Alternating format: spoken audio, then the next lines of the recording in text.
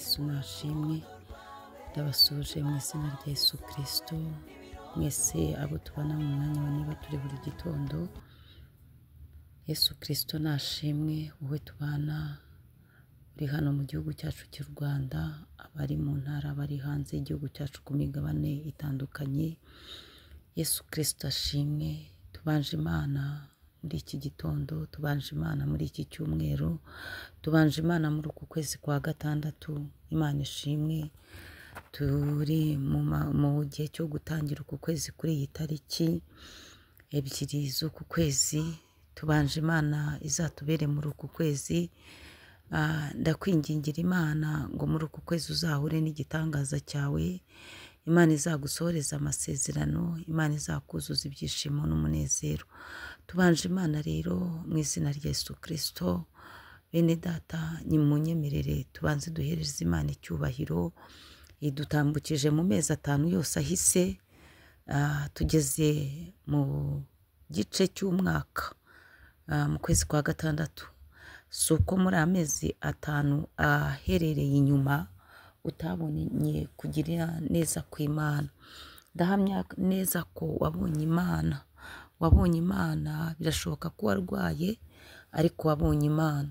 Birashoboka se ko wahuye ndetse n'ibindi bintu bikugerageza ariko Imana yabigutambukijemo. Kandi twifatanyije n'ababonye Imana isohoza amasezerano ikabaremera amashimwe. Ndavuga muri amezi 5 atambutse.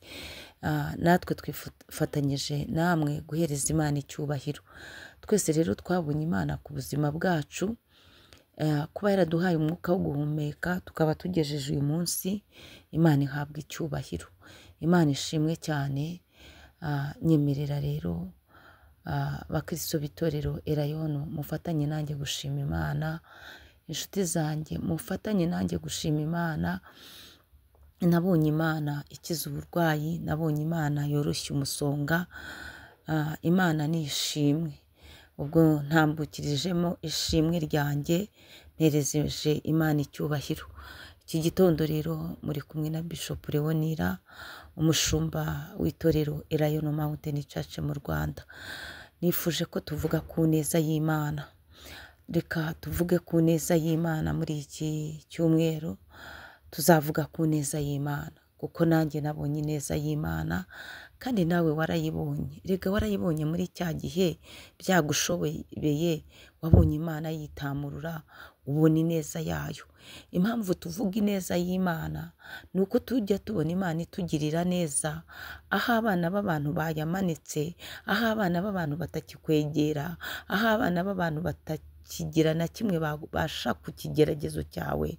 Bari kuvuga ngo naho Imana ye, Imana ye niyo yamutabara, Imana ye niyo yamurengera. Aho ngaho tubona ineza y'Imana kuko Imana iseruka rukomeye. Aho rero Imana imanukana kugira neza kwayo, ikamanukana ingabo nini, ikamanukana imbaraga zayo, ikururuka ikaguteturura, ikururuka ikagutabara. Nuko abantu bakavuga ngo disi Imana yamugiriye neza. Imana nishimwe. Rero nyemerera aka kamwajya muri iki gitondo twihuse dusome ijambo ry'Imana. Umuhanuzi Yeremiya ibice 31 umurongo wa 1 n'uwa 3 gusa. Twihuse dusome mu izina rya Yesu. Titire y'ijambo handitse ngo Imana izagirana isezerano rishya n'abantu bayo kubw'ineza y'Imana, kubw'ineza y'Imana, kubw'urukundo rw'Imana. Imana izagirana isezerano rishya nawe kuko ijambo rirambwiye ngo izagirana isezerano rishya n'abantu bayo. Mu bantu bayo nawe urimo kuko uri imirimo y'amaboko yayo, uri proje y'Imana, uri ikibumbano cy'Imana. Imana ni umubumbyi, wowe ukaba ikibumbano. Imana rero iravuze ngo izagirana isezerano rishya n'abantu bayo. Ubyakire mu izina rya Yesu Kristo.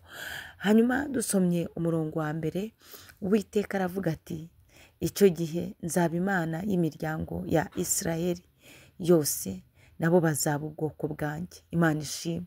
Imana iravuze ngo izagirana isezerano nawe, kandi nawe uzaba ubwoko bw'Imana. Imana ni ishimwe cyane. Izagirana isezerano nawe, kandi nawe uzaba ubwoko bw'Imana. Imana ni ishimwe cyane. Uko niko Uwiteka avuga ati, abantu barokotse inkota baboneye ubuntu mu butayu, ari bo Bisiraheli, igihe nari ngiye kubaruhura. Nawe hari inkota wagiye ubona zigucaho, hari ibyobo wasimbutse, hari imitego wasimbutse, hari akagambane, hari ahantu Imana yagiye ikunyuza, nawe ukavuga ngo Mana uhabwe icyubahiro, ndongeye ndakubonye. Ngaho hose rero wagiye uhanyura, ngo Imana igiye kukuruhura. Imana ishimwe cyane, kandi wabonye gutabarwa no kuruhurwa n'Imana. Imana ishimwe. Gatatu, Uwiteka yambonekeye kera ati, ni ukuri nagukunze urukundo ruhoraho.